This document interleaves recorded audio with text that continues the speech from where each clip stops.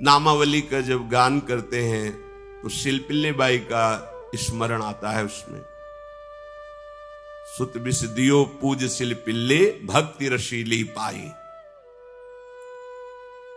देखो कितना विश्वास होता है भक्त को, कैसा वो श्रद्धावान होता है। एक राजकुमारी और दूसरी एक जमींदार की पुत्री, दोनों को मित्रता थी। एक दिन राजा के यहां भगवत प्रेमी महात्मा आए।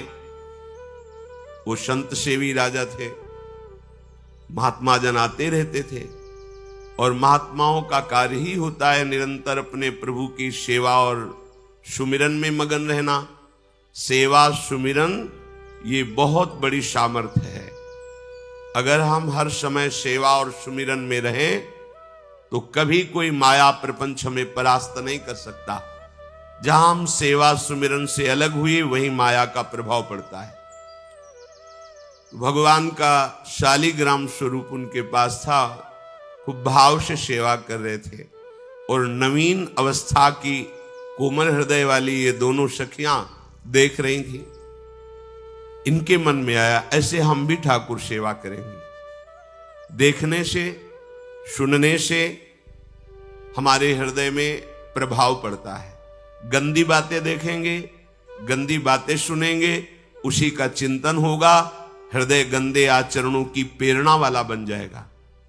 अगर हम भागवतिक बातें सुनेंगे, भागवतिक दर्शन करेंगे तो भागवतिक चिंतन होगा, हृदय भागवतिक प्रेरणा वाला बन जाएगा।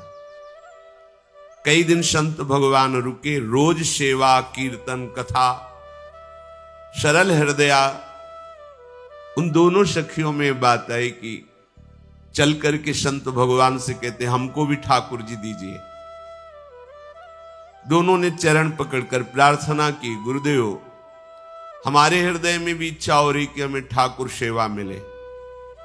अब दोनों बच्चे ही थे।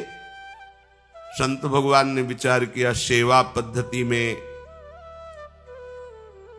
बहुत सावधानी की आवश्यकता होती है।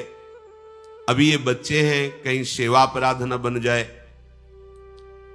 सेवा अपराध भी होता है। उपासना में चलने वाले उपासक को सेवा अपराध और उप सेवा अपराध 32 ये 64, इन पर सावधान रहना चाहिए। ये गलती नहीं होनी चाहिए। जैसे आप ठाकुर सेवक हैं, अपने घर में सेवा विराजमान किए हुए हैं। अब जैसे आपको ठाकुर जी के दर्शन के लिए जाना है, जहां तक ठाकुर जी के दर्शन करने के लिए जाना है, हो सके तो पादुका न पहने, नंगे पैर दर्शन करने जाए। यदि आप में ऐसी सामर्थ्य नहीं है किसी कारण से, तो सीढ़ियों में पादुका नहीं पहनना चाहिए। जहां से मंदिर की सीढ़ियां हैं, पादुका उतार कर माथा रखकर सीढ़ी में फिर चढ़ना चाहिए। खड़ाओं या पादुका पहन करके श्री विग्रह के दर्शन करने के लिए जाने में फिर अपराध लगता है। अरे अपने मालिक के दर्शन करने जा रहे हैं, स्वामी के दर्शन करने जा रहे हैं, प्रभु के दर्शन करने जा रहे हैं, तो अपनी कुटिया से और मंदिर तक नंगे पैर जाना चाहिए। ये भावना रखनी चाहिए। भरत जी जा रहे हैं प्रभु के दर्शन करने के लिए, अयोध्या से पैदल ही चले थे, तो सुकुमार चरणारविंद तो बड़े बड़े फफोके छाले पड़ गए थे। वशिष्ठ जी ने देखा, सबने मिलकर भरत जी से कहा पालकी पे बैठ जाइए। तो उन्होंने कहा हाँ, मेरे प्रभु यहां नंगे पैर चले हैं और मैं पालकी पे बैठ जाऊं? उचित तो यह है कि अपने प्रभु के दर्शन के लिए मैं जा रहा हूं, तो जहां जहां प्रभु के चरण पड़े वहां मेरा शीश पड़े, अर्थात सिर भर जाऊं। उचित मोरा सप्ते सेवक धर्म कठोरा। यहां मैं सर के बल चल के जाऊं पर असमर्थ हो। तो आप कह रहे हैं पैर में छाले पड़ गए, आप सवारी में बैठ जाइए। ऐसा नहीं हो सकता। तो अपने प्रभु के दर्शन करने के लिए जब जाए तो हो सके, सामर्थ्य हो तो पादुका न पहने, कोई खड़ाऊं चप्पल जूता आदि ना पहने। अगर पहने हैं तो बस सीढ़ी तक ही पहन कर जाए, ऊपर सीढ़ियों के नहीं। इतने सुकुमार मत बनो, ये आग में जलाया जाएगा शरीर, ये गाड़ दिया जाएगा शरीर, इससे ज्यादा प्यार ना करो। अब इतना दृढ़ विश्वास कि ये बच्चे हैं, सेवा भाव कैसे पूर्ण कर पाएंगे? तो उन संत भगवान ने दोनों बच्चियों से कहा, आप कल ठाकुर जी लाएंगे, हम आपको दे देंगे। तो गांव में घूमे तो आसपास गोले गोले से पत्थर मिले, पत्थर लाए 2 और कहा कि ये लो तुम्हारे ठाकुर जी। दोनों को दिया। देखो गुरु वचनों पर और गुरु प्रदत्त सेवा वस्तु पर कितना भाव होना चाहिए। उन्होंने दृढ़ विश्वास किया कि मुझे भगवान गुरुदेव ने दिया, ये भगवान है मेरे। दोनों ने अपने हृदय से लगाया। अब एक जमींदार की पुत्री थी, एक राजकुमारी, स्वर्ण के सिंहासन में, और उनका नाम रखा शिल्पिल्ले ठाकुर। शिल मतलब पत्थर, तो उनका तुम्हारे ठाकुर का नाम शिल्पिल्ले गोविंद है। दोनों सिंहासन पर रखकर आराधना करती। भाव प्रतिपल बढ़ता गया, नाम निरंतर जप। गुरु प्रदत्त ठाकुर पर विशेष चमत्कार हृदय में प्रकट होता है यदि उन्हीं की नियमावली से चलो। अपने मन से बाजार से खरीद लाए, विराजमान किए हैं, कभी सेवा की कभी नहीं की, वो भी अच्छा है, कम से कम भागवतिक भाव तो है। लेकिन सिद्धि जो प्राप्त होती है वो गुरु कृपा से, गुरु प्रदत्त ठाकुर से। जैसे धन्ना जी को भांग के बट्टे में ठाकुर जी प्रकाशित हो गए, गुरु प्रदत्त। अब ये सखियां जब बड़ी हुई तो इनके ब्याह की बात हुई। तो जो राजकुमारी थी उनका राजकुमार से किसी से ब्याह तय हुआ, ब्याह हो गया। अपने माता पिता से जब विदाई ली तो अपने ठाकुर जी को जो सिंहासन में थे, सिंहासन से एक सुंदर पेटी में से और गोद में रखा, और अंदर ही अंदर जल रही है कि प्रभु मैंने प्रीतम आपको माना है, संसार के व्यवहार में ये प्रीतम बना हुआ है, पर प्रभु हमारे प्रीतम 2 नहीं हो सकते, हमने हृदय से आपको माना। इसी विचार में वो बड़ी उदास है। पहले पालकियों में ऐसा राज सैनिक चल रहे हैं, पालकियों में वो बहू जा रही है और राजकुमार घोड़े पर। राजकुमार बार बार पालकी के समीप जाता, दर्शन करने की इच्छा होती है ना, तो उदास देखता, मन में बड़ी गिलानी हुई। उसने कहा, एक नदी थी, उसने कहा यहां हम थोड़ी देर विश्राम करना चाहते हैं, राजकुमारी की पालकी रखी जाए और सैनिक दूर खड़े हो। तो राजकुमार वैसे ही आज्ञा हुई। तो बात करना चाहते हैं, पर वो ना देखती है और ना बात करती है। और इतना सुंदर रूप, क्योंकि ब्रह्मचारिणी और भगवत आराधना। अब उसके हृदय में जलन हुई कि ऐसा क्या है जो हमसे बात नहीं कर रही। बस बार बार ऐसे पिटारी खोल के ऐसे ठाकुर जी को देखती। नाम जप और सेवा के प्रभाव से वो सिल नहीं रह गया था, वहां उसको सांवरे श्याम सुंदर की झांकी मिलती थी। जब अपने शिल्पिल्ले ठाकुर जी को देखती तो ललित त्रिभंगी श्री लालजू महाराज श्याम सुंदर दिखाए, अत्यंत आसक्ति।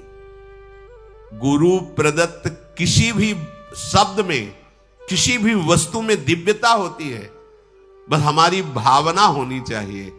अरे बोले ये हम नहीं दे सकते, ये गुरु प्रदत्त है, नहीं हम प्राण दे सकते हैं, लेकिन ये नहीं। जिसका गुरु वचन पर, गुरु प्रदत्त वस्तु पर, गुरु प्रदत्त ठाकुर पर दृढ़ निष्ठा हो गई, वही सिद्ध हो जाता है। अब उसने समझ लिया कि पिटारी में जो कुछ है यही हमारे और राजकुमारी के बीच में बाधा है। 2-4 दासियों को बुलाया और कहा इनको बातों में उलझाओ, पिटारी पीछे हमें दो। और प्रवीण दासियां उनको विनोद भाषा में, हंसी मजाक में बात, लेकिन वो उदासीन। धीरे से गोद में पेटी थी, ले ली, हम लिए हुए हैं, आप बातचीत में सारा, और पेटी उनको दे दी। राजकुमार ने राजकुमारी से कहा यही पेटी तो हमारे आपके बीच में बात, फेंक दी नदी में। अब तो जो उसके हृदय में पीड़ा हुई, भारी व्याकुलता। अब राजकुमार है, सैनिकों के साथ तुरंत पालकी उठवाई, महल ले गया। पर वो आसक्त है, इतनी सुंदर राजकुमारी, क्योंकि भागवतिक तेज से संपन्न में आकर्षण होता है। राजकुमारी ने कहा, यदि हमारे ठाकुर नहीं तो मैं नहीं। आज से अन्न जल त्याग, प्राण त्याग दूंगी अगर हमारे ठाकुर जी हमारे समीप नहीं तो। आज से अब एक बूंद पा कैसे पिए? अपने ठाकुर को भोग लगा के पाला है और ठाकुर जी फेंक दिए गए। भारी व्याकुलता, जैसे मीरा जी कहते, दृश्य बिन दुख न लागे नहीं, ना रात में नींद है न दिन में अन्न जल है, व्याकुलता। अब भयभीत हो गया राजकुमार। पूरा महल इस विषाद से हो गया कि अगर नवीन राजकुमारी प्राण त्याग देती है तो क्या होगा लोक समाज में, कि अभी नवीन राजकुमारी गई, ये लोग ऐसे निर्दयी हैं कि ऐसा व्यवहार किया कि उसने प्राण त्याग दिया। राजकुमार घुटने में आ गया, घुटने टेक कर राजकुमारी से कहा, मैं तुम्हें दुखी नहीं करना चाहता, पर मैं तुमको छोड़ भी नहीं सकता। अब हमें आप वो उपाय बताओ जिससे आप मुस्कुरा दो, आप प्रसन्न हो जाओ। तो उनका, हम अपने ठाकुर के बिना जीवित नहीं रह सकती। यदि आप हमें जीवित देखना चाहते तो हमारे ठाकुर जी ला के दो। ठाकुर जी को नदी में फेंक दिया था। पारिवारिक जनों के साथ राजकुमार उस नदी के तट पर गए और राजकुमारी से कहा, तुम्हें इतना प्रेम ठाकुर जी से, तो तुमसे ठाकुर जी कितना प्रेम करते हैं? अगर तुमसे ठाकुर जी प्रेम करते हैं तो मुझे प्रमाणित कर दो, तो मैं जीवन भर तुम्हारी आज्ञा में रहूंगा। अच्छा, तो तुम ये देखना चाहते हो कि ठाकुर जी हमसे कितना प्रेम करते हैं? हाथ फैलाया और आर्त भाव से पुकारा कि गोविंद, अब आपके बिना मैंने जीवित नहीं रहा। अंदर से जीव ही प्रार्थना की तो जल से सिंहासन सहित सिलपिल्ले भगवान, जैसे कोई वायु के प्रवाह में आ रहा हो, ऐसे आए और छाती से चिपक गए। पूरा परिवार, राजकुमार ये देख रहा था। हृदय से ठाकुर जी जीवन भर के लिए दासत्व स्वीकार कर लिया और कहा, जैसी आप आज्ञा करोगे। जैसे मीरा जी, जब राणा जी से ब्याह हुआ तो प्रथम मिलन की रात में मीरा जी ने कहा, सावधान, तुम हमारे पति नहीं हो, मेरा सुहाग गिरधर से है, श्याम सुंदर ही मेरे पति हैं। व्यवहार में तुम पति बने हो, यदि हमारी बात समझ पा रहे हो तो जीवन में कभी हमारा स्पर्श मत करना। ये जीवन केवल गिरधर के लिए, दूसरे के लिए नहीं। उतर गए शैया से और जैसे सेवक होता है, बोले, अहो भाग्य, मुझे ये सौभाग्य मिला कि इतनी महाभाग्यवती की सेवा करने का। एकांत में मैं सदैव तुम्हारे शिष्य की तरह बर्ताव करूंगा, पर समाज में तुम्हें बहू की तरह बर्ताव करना होगा, नहीं तो लोग जीने नहीं देंगे। समाज में पत्नी की तरह और एकांत में गुरु शिष्य के। तुम हमारी गुरु होगी और हमसे ऐसा ही बर्ताव राणा ने किया, ऐसा ही उस राजकुमार ने दी। हमारी भागवतिक निष्ठा ऐसी होनी चाहिए कि जो गुरुजी ने मंत्र दिया है, जो गुरुजी ने उपासना दी है, उसमें दृढ़ विश्वास होना चाहिए। हमारे अंदर किंचन मात्र फिसलाव नहीं होना चाहिए। और आगे जो महामहिम सूत्र है, जब तक हमारा मन प्रभु में समर्पित ना हो जाए तब तक पाप होने की संभावना होती है। बड़े बड़ों से चूक हो जाती है।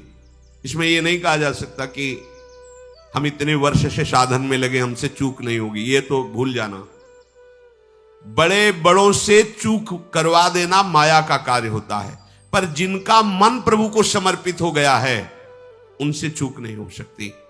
इसलिए जो अगला सूत्र वर्णन किया कि जितने भी पापाचरण होते हैं वो सब मेरे से होते हैं, ऐसा उपासक दृढ़ निश्चय करे।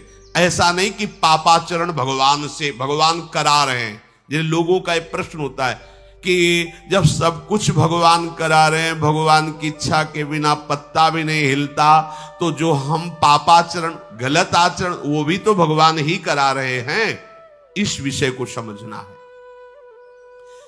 आज के समाज का जो मानसिक स्तर है, जब हम त्याग की बात करते हैं कि गंदे आचरण नहीं करने चाहिए, तो जो समझाया जाता है, जो समझ है आज की आधुनिक, वो ये समझ है कुछ ऐसे जनों ने यह निर्धारित भी किया है कि बहुत भोग कर लेने पर फिर समाधि की प्राप्ति होती है। अगर ऐसा होता तो लाखों लोग समाधि को प्राप्त होते, लाखों लोग बिना साधना के। क्यों? बचपन से लेकर के पूरे जीवन तक भोग ही भोग रहे, सब समाधि में पहुंच जाते। प्रायः सबके दिमाग में बात बैठी है कि अगर हम भोग ले तो हम मन को समझा सकते हैं, लेकिन आप बात अनुभव की समझ लीजिए कि आप भोगने के लिए जो ही गए तो मन के गुलाम बन करके गया, वो कभी तुम्हें मुक्त होने का अवसर नहीं देगा। और आज तक किसी ने भी ऐसा नहीं कहा भोग भोगने के बाद कि आज के बाद मैं प्रण करता हूं, मैंने जान लिया कि इसमें सुख नहीं है, आज के बाद कभी भोग नहीं भोगूंगा। कभी किसी ने नहीं कहा।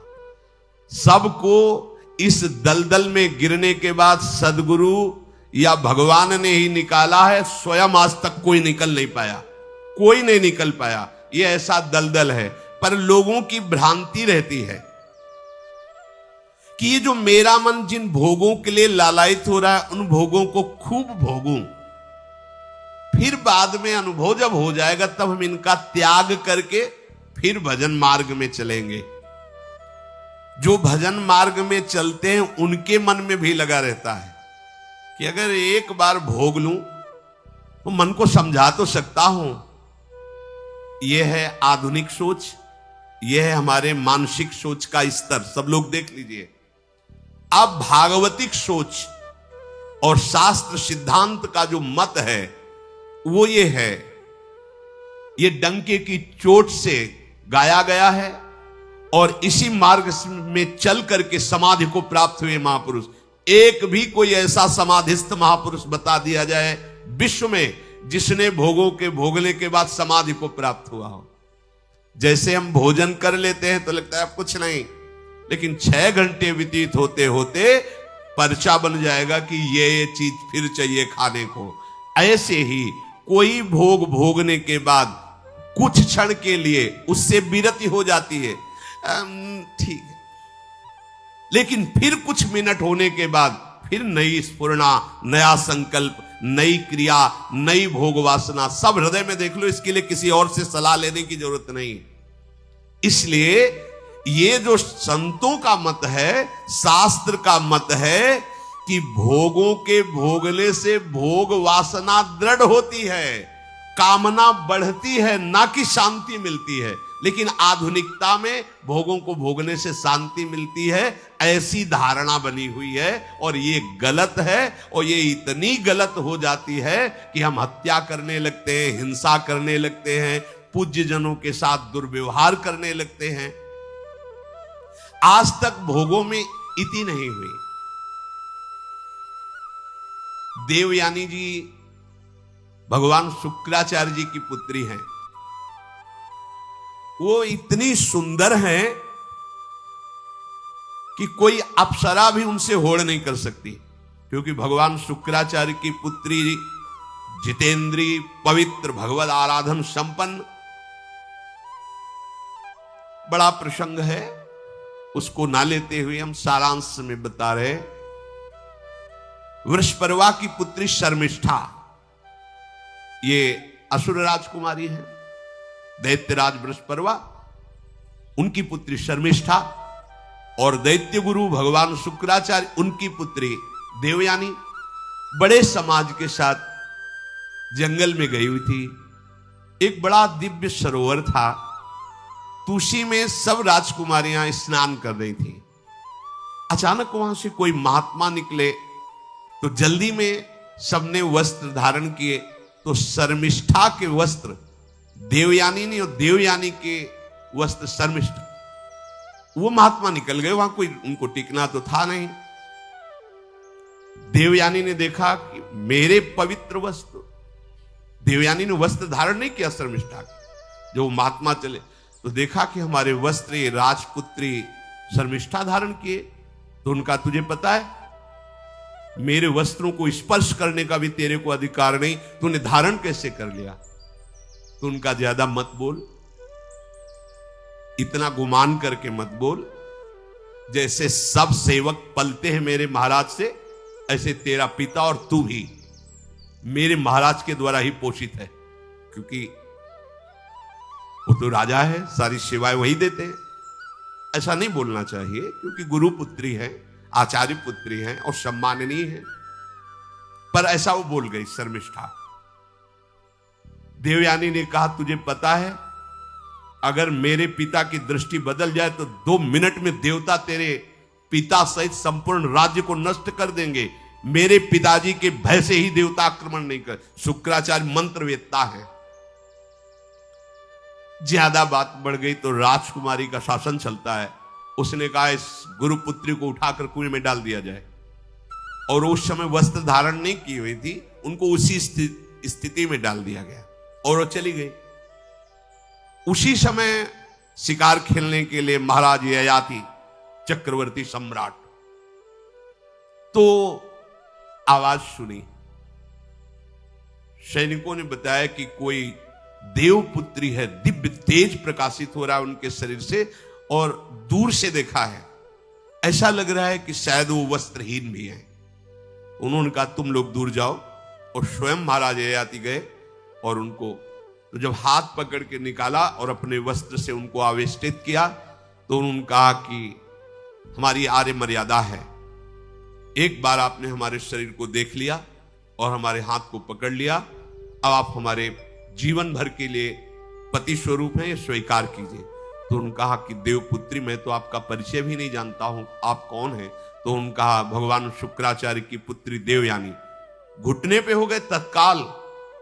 उन्होंने कहा इतने बड़े महापुरुष की पुत्री के साथ मैं ब्याह कर सकूं, मेरी सामर्थ्य नहीं, क्योंकि मैं क्षत्रिय कुल में प्रकट हुआ राज परिवार से हूं, और वो तो देवताओं के द्वारा भी वंदनीय है शुक्राचार्य जी।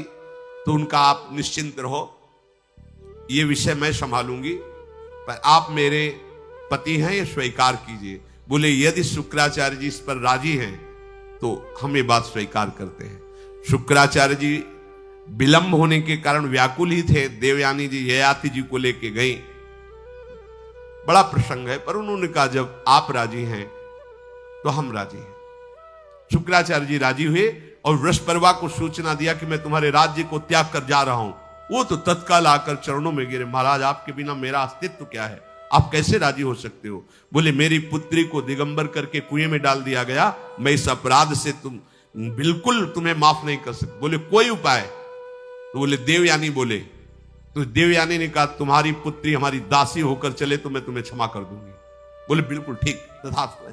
पूरे राज्य की रक्षा के लिए राजकुमारी शर्मिष्ठा को देवयानी की दासी भाव में अब महाराज ययाति के महल पे पहुंचे। देवयानी ने कहा कि ये जो दासी भाव में आई हुई हैं ये सर्वांग सुंदरी हैं, और आपका कभी मन उधर चलना भी नहीं चाहिए, अगर चलेगा तो आप हमारे दंड के पात्र बन जाएंगे। स्वीकार कर लिया और बहुत दूर उनके लिए महल का निर्माण करवाया और वो सेवा में आती है। कुछ समय के बाद जब देवयानी जी के पुत्र हुए तो वन विहार के लिए अपने पुत्रों को लेकर चली, तो उधर शर्मिष्ठा के 2 पुत्र हो चुके थे, इनको पता भी नहीं था, और वो दौड़ कर आए, ययाति को पिताश्री कह करके आलिंगन किया, छोटे छोटे बच्चे। देवयानी ने कहा कि हमने कहा था तुम्हें देखना भी नहीं है, और किसके पुत्र हैं? शर्मिष्ठा मुस्कुरा रही थी। देवयानी ने कहा तुम्हें दंड देंगी ही देंगी, और चली गई भगवान शुक्राचार्य जी के पास। ययाति भयभीत होकर के गए और शुक्राचार्य से प्रार्थना करे क्षमा कीजिए मुझसे गलती हो गई। और शर्मिष्ठा से ऐसे नहीं मिले। शर्मिष्ठा ने कहा था कि आप जानते हैं कि मैं दासी नहीं हूं, मैं राजकुमारी हूं, ईर्ष्यावश दासी बना करके लाई गई हूं, और मेरी सखी के पति हो इसलिए आप मेरे भी पति हो, मेरा अधिकार है आपसे संतान उत्पन्न करने का, शास्त्रीय सिद्धांत है।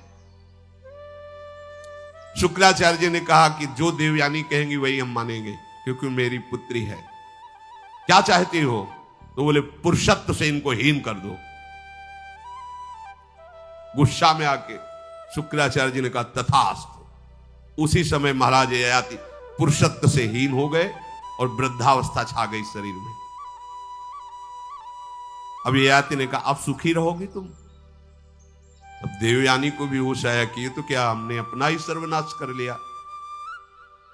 कहा पिताजी अब इसका सुधार कैसे होगा? तो बोले जो पुत्र अपनी यौवन अवस्था दे देगा वही यौवन अवस्था इनके ऊपर आ जाएगी, वृद्धावस्था उसके पास चली जाएगी।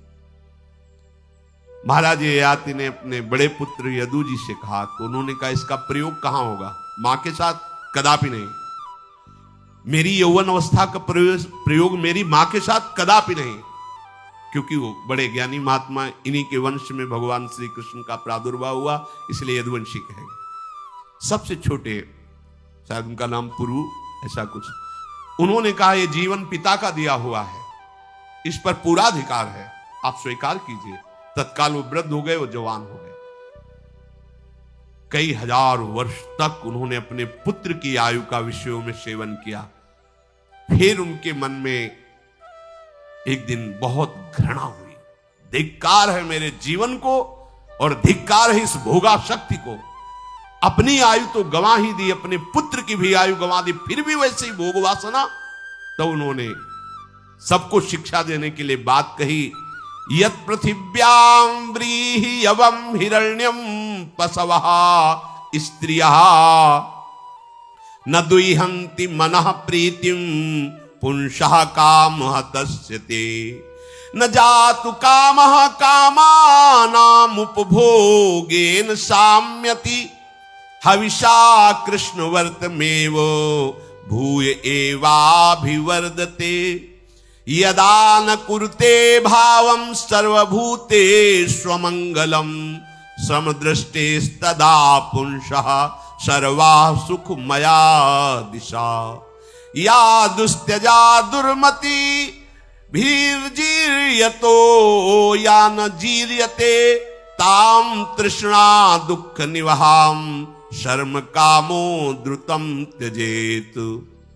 जिसका हृदय काम से व्याकुल हो गया है उसको त्रिभुवन की सारी सुंदरी स्त्रियां दे दी जाएं, जौ धान्य स्वर्ण पशु सब वैभव, तो भी वो कभी तृप्त नहीं हो सकता। ये महाराज ययाति का अनुभव।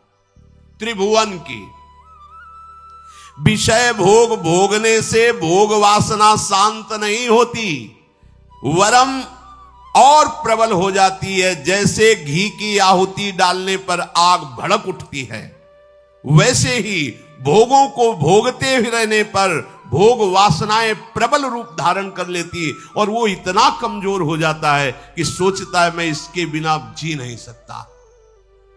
जब मनुष्य किसी भी प्राणी से राग कर बैठता है तो उसके हृदय की सामर्थ्य नष्ट हो जाती है। किसी भी, देखो ना, छोटे छोटे नशाओं में इतना हम आसक्त हो जाते हैं, अब हम इसके बिना जी नहीं सकते। किसी भी वस्तु का जब हम भोग करते इसके बिना जी नहीं सकते। इसलिए सबको संदेश महाराज ययाति देते हैं, यदि तुम अपनी कामना को शांत करने वाले, रोकने वाले बन गए तो दसों दिशाएं तुम्हारे लिए सुखमयी हो जाएंगी। विषयी पुरुष को तृष्णा रात दिन जलाती रहती है, बहुत भोग भोगने पर भी वो कभी शांति या तृप्ति प्राप्त नहीं कर पाता। इसलिए जब हम भगवत मार्ग में चलते हैं तो ये तृष्णा और कामना ये डाइन की तरह हमारे हृदय में लगी रहती है। तृष्णा, भोगे हुए भोग को बार बार भोगने की इच्छा, कामना, सुने हुए देखे हुए भोगों को भोगने की इच्छा। तो उपासक जब तक अपने मन को प्रभु में नहीं दे पाता तब तक मन ये धोखा दे देता है। इसलिए बहुत सावधान रहना चाहिए। प्रभु की शरण में हो करके नाम जप करो और सदैव गुरुजनों की आज्ञा पर रहो, तो ये काम, कामना, वासना, ममता, आसक्ति, राग, द्वेष ये तुम्हें बांध नहीं पाएंगे। इनकी कृपा से आपको भगवत साक्षात्कार हो जाएगा। गुरु वाणी, संतों की वाणी, ये हमारा जीवन बन जाए। अगर ये जीवन नहीं है तो फिर मन हमें ऐसी जगह फंसा देगा जहां से हम निकल नहीं पाएंगे। इसलिए सावधान होकर जीवन व्यतीत कीजिए। बड़ा अमूल्य जीवन है, अमूल्य जीवन का लाभ है भगवत प्राप्ति, भगवत साक्षात्कार। श्री राधा वल्लभ लाल।